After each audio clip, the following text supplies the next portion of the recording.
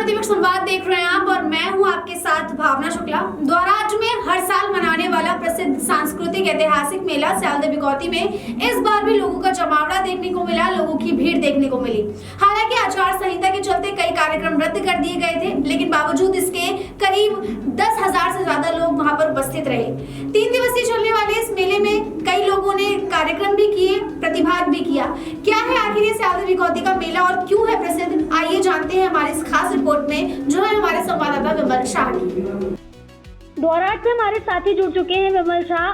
Sir, बहुत बहुत स्वागत है आपका हमारे चैनल पे। हमारे दर्शकों को बताइए, क्योंकि ये सांस्कृतिक मेला 3 दिन का जो लगता है, क्या महत्वता है इसकी, क्या कहानी है, हमारे दर्शकों को बताइए।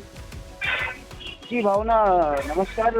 हम द्वाराहाट के अगर स्यालदे बिकौती मेले की बात कर रहे हैं तो यहाँ पर जो स्यालदे बिकौती मेला है, इसके सांस्कृतिक जो धरोहर है, ये झोड़े और चैती, न्योली, छपैली जो गाए जाते हैं, जो कुमाऊं संस्कृति की एक विधा है कुमाऊनी संगीत की, तो झोड़ों के माध्यम से संदेश देने का काम यहाँ पर किया जाता है पुरातन समय से ही, क्योंकि सैकड़ों वर्ष पुराना है ये मेला है जी। और इसमें तीनों ही पट्टियों की, इसमें 3 पट्टियां क्रमशः द्वाराहाट की होती है, तल्ला दौरा, मल्ला दौरा और बिचल्ला दौरा, यानी कि 3 पट्टियों का ये मेला है जी।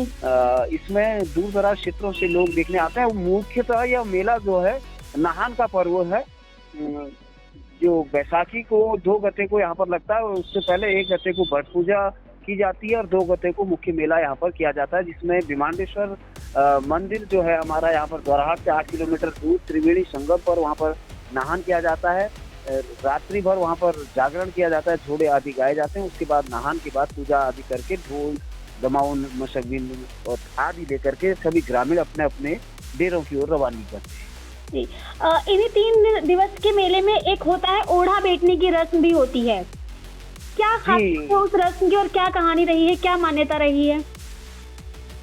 देखिए, ओढ़ा भेटने की जो रस्म है, ये पहले जो इसमें थे 2 दल थे, इसमें नवजुला और आल दल जी। तो उस पर बाद में एक दल और उसमें बना आल के गरक दल जो है, तो गरक दल और नवजुला मुख्य रूप से पहले से ही थे, तो उसमें नंबर लगता था कि पहले ओढ़ा कौन भेटेगा। ओढ़ा भेटने की जो रस्म यहाँ पर की जाती है नवजुला, आल और गरक के दलों के द्वारा की जाती है। मैं आपको बताना चाहूंगा थोड़ा सा कि जो ब्रिटिश समय में जब अंग्रेजों ने यहाँ पर शासन किया भारतवर्ष में, तो उस वक्त अंग्रेजों ने एक सिस्टम चलाया, उस वक्त भी यह मेला चलता था जी जी।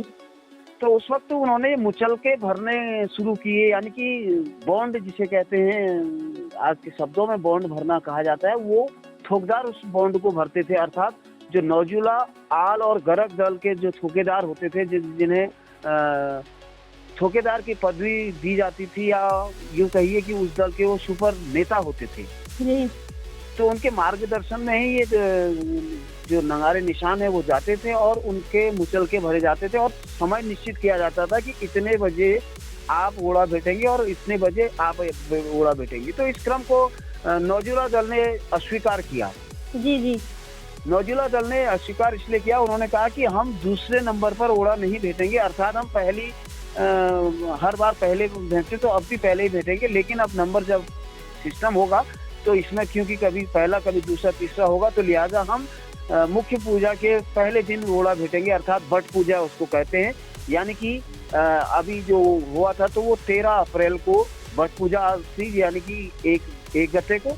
तो 1 गते को नवजुला के जो दल होते हैं वो ओढ़ा भेजते हैं, नगारे निशान लेकर तमाम ग्रामीण अपने ढोल बाजों के साथ आते हैं और पूरे जोश और उल्लास के साथ जो ओढ़ा है द्वाराहाट मुख्य चौक पर है उसको भेंटते हैं और वहाँ पर उसकी पूजा करते हैं। और कहीं ना कहीं ये विजय का प्रतीक है ये मेला, जहाँ सांस्कृतिक धरोहर इसको समेटे हुए है। वही ये कहते हैं कि कभी 2 राजाओं के युद्ध में एक राजा वीरगति को प्राप्त हो गया था, तो उसकी याद में और अपनी विजय को मनाते हुए ये लोग यहाँ पर ओढ़ा भेजते हैं।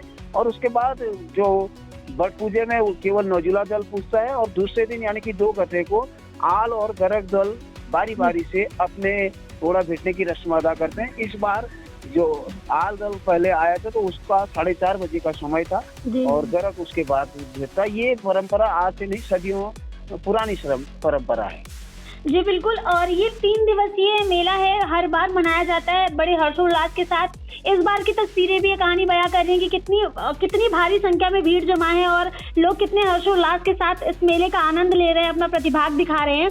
3 दिन को मैं चाहूंगी कि आप बेहद ही कम शब्दों में 3 दिन को बयां कर दें, हमारे दर्शकों को जानकारी दे दें कि क्या क्या, जैसे कि आज मीना बाजार लगा हुआ है, तो क्या होता है और किस तरीके से ये मनाया जाता है तीनों दिन।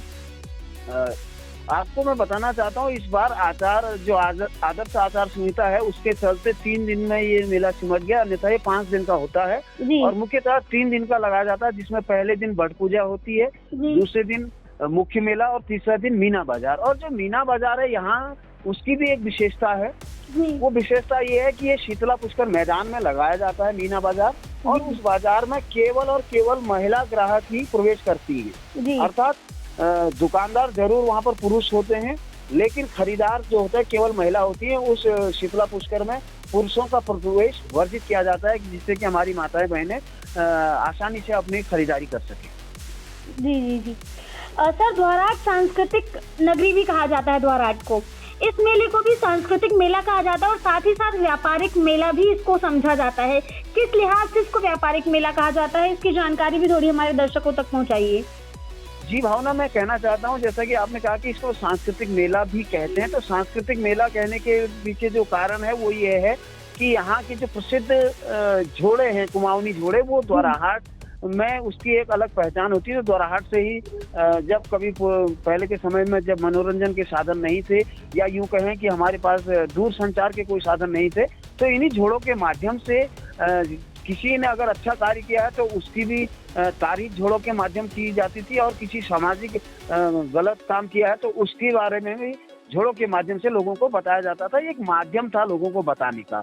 और दूसरा, जो व्यापारिक मेले की बात अगर हम करें, तो व्यापारिक मेला इसलिए इसको कहा जाता है कि जो दूर दराज के गांव के क्षेत्रों के लोग होते थे, वो पहले से जो उनके घरों में या उनके क्षेत्रों में जो प्रचुर मात्रा में जो सामग्री होती थी, चाहे उसको फलों के माध्यम से आप देखें या अनाज के माध्यम से देखें या जानवरों के माध्यम से देखें, जिसके बाद तो वो यहाँ पर बिक्री के लिए आते थे, तो इसलिए इसे व्यापारिक मेला भी कहा जाता है।